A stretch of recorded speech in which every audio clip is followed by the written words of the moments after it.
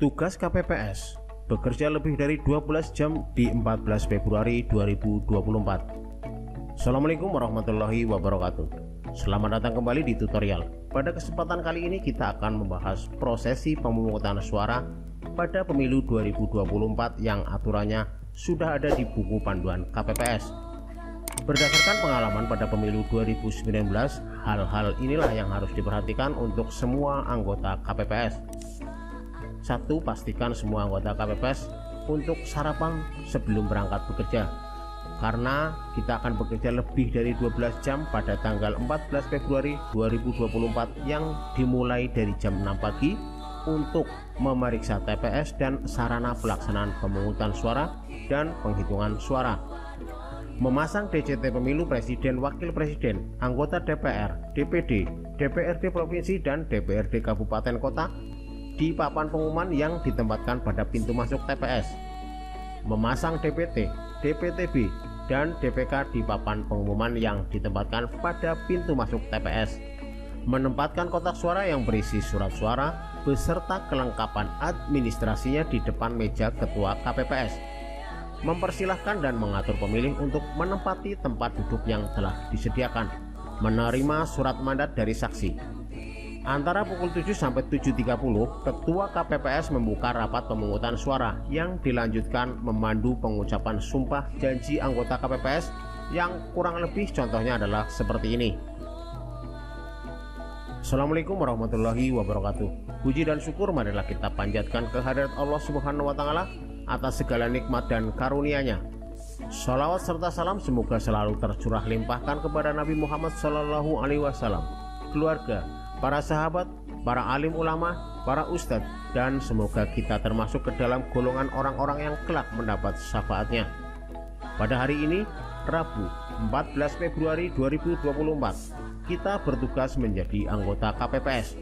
Semoga kita semua mampu melaksanakan tugas ini dengan baik tanpa ada gangguan yang berarti. Karenanya, marilah kita berdoa bersama sebelum menjalankan tugas ini.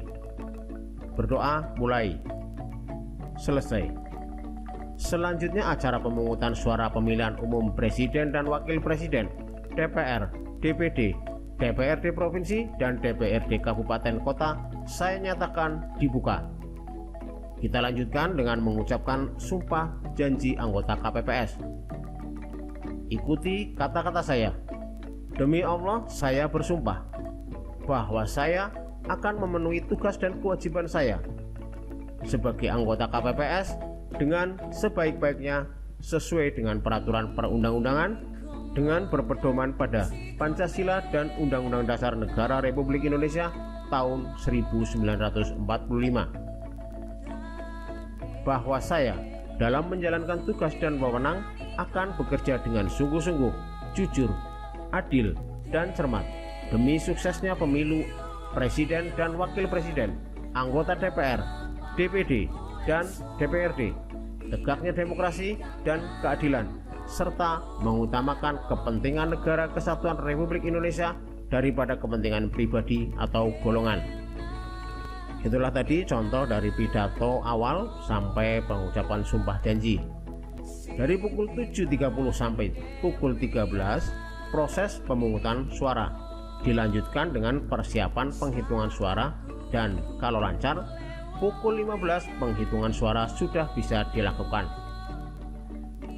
Manfaatkanlah waktu dengan baik. Kekompakan dan kerjasama anggota KPPS sangat dibutuhkan. Kalau bisa, bergantian beristirahat agar pekerjaan bisa terus berjalan.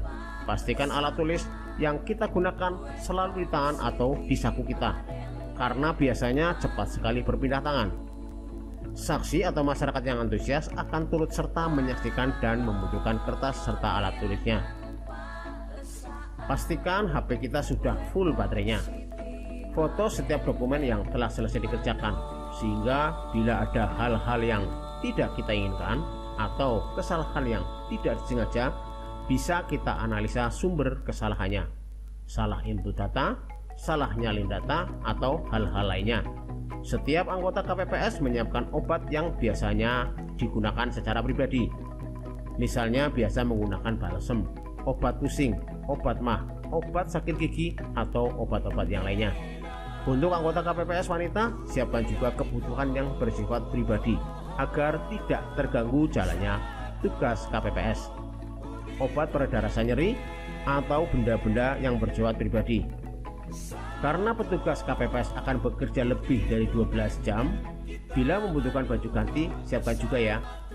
Karena waktu pemilihan umum bersamaan dengan musim penghujan, maka pastikan semua dokumen aman dari tetesan hujan atau ada di dekat genangan air hujan. Biasanya dari daftar DPT atau DPTB anggota KPPS sudah diberitahu bahwa di TPS kita ada DPTB, maka siapkan dokumen tersebut untuk digunakan pada jam 12 hingga jam 13. Atau bila ada yang disabilitas dan memerlukan pendamping, maka kita siapkan juga dokumen yang dibutuhkan, misalnya model C3, surat pernyataan pendamping pemilih. Contoh rincian pekerjaannya adalah dari jam 6 pagi sampai jam 13 waktu pemungutan suara, sama dengan 7 jam. Dengan asumsi penghitungan suara untuk satu kotak suara adalah 1 jam, maka 5 kotak suara kita butuh 5 jam. Sementara di antara sela-sela itu kita ada waktu istirahat sekitar 2 jam. Misalnya di jam 9 kita coffee break, jam 12 makan siang, jam 3 sore coffee break, serta jam 6 sore juga kita coffee break lagi. Maka kurang lebih ada 14 jam waktu yang kita butuhkan bila tidak ada masalah. Simpelnya, bila jumlah surat suara yang kita dapatkan sama dengan jumlah suara yang kita kembalikan ke PPS, maka berarti tidak ada masalah. Contoh kasus, bila kertas suara warna abu-abu masuk ke kotak suara warna hijau, padahal harus membuka kotak suara satu persatu, maka data awal yang kita dapatkan bisa berbeda jumlahnya.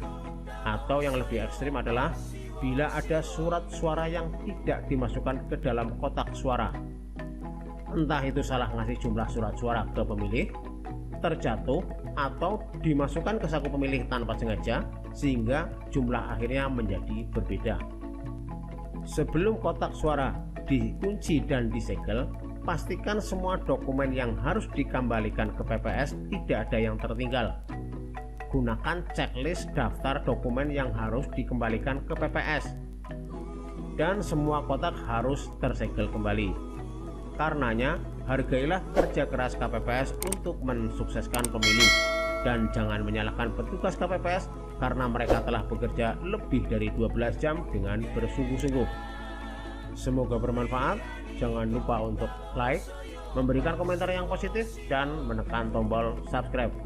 Wassalamualaikum warahmatullahi wabarakatuh.